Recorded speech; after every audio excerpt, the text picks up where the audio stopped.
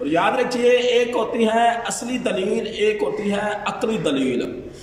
اصلی دلیل جو دین اسلام جو قرآن و حدیث کے اندر حکم ہوا ہے وہ اصلی دلیل ہے، اور جو عقلی دلیل ہے وہ بندے کی عقل کے مطابق ہوتی ہے.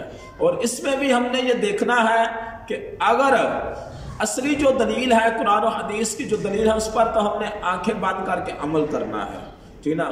تو اس حوالے سے ہم نے اپنی عقل کے گھوڑے نہیں دوڑانے، ٹھیک نا. اور جو عقلی دلیل ہے تو اس پر ہم نے دیکھنا یہ ہے، سوچنا یہ ہے کہ آیا کہ یہ جو دلیل میں دے رہا ہوں، عقلی دلیل دے رہا ہوں، اس بات کے لیے، اس کام کے لیے دلیل دے رہا ہوں، اس میں کوئی خرابی تو نہیں، اس میں کوئی نقصان تو نہیں، یا اس میں کوئی غیر شرعی کام تو نہیں. تو اگر ایسا ہے تو وہ عقلی دلیل سے خود بھی بچے اور دوسروں کو بھی بچائے.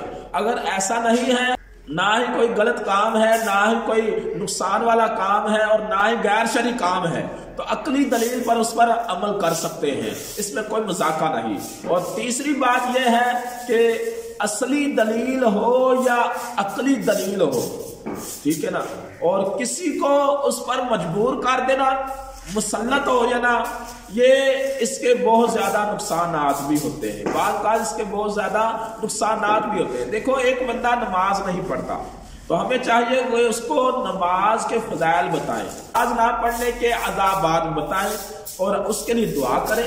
اگر ہم اس پر مسلط ہو جائیں گے نہیں آپ نے لازمی نماز پڑھنی ہے، تو اس طرح جو دوسرا ہوتا ہے وہ ضدی بن جاتا ہے، اور بعض اوقات وہ اپنے منہ سے ایسے الفاظ نکال دیتا ہے جو نہیں نکالنے والے ہوتے، اور بعض اوقات اس کے منہ سے کفریات کے جملے بھی نکل جاتے ہیں. تو لہذا اس معاملے کے اندر بہت احتیاط کی ضرورت ہے.